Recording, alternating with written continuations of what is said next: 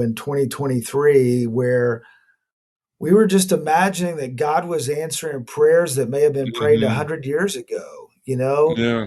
of some of that kind of hunger for God and prayer for people to come to Christ in this region that we live in, that God was answering prayers, for years and decades that people had been bringing to the altar in our little auditorium.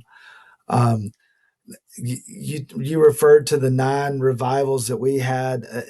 It's real interesting that on our campus, I think 7 or 8 of those 9 revivals all happened in February, and so you're talking both a little locality in this part of Kentucky, as well as what was it about the month of February Right.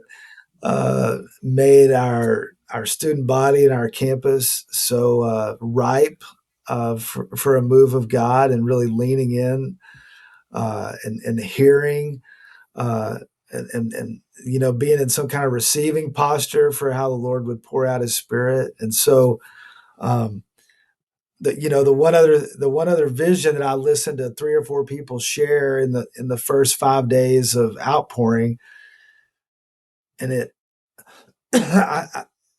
happened over and over again, and it sounded like they were describing the exact same vision. They were like, I just saw God with His hand over the auditorium, holding a vase, that you can imagine as a vase of the saints putting their prayers into the vase, Hmm.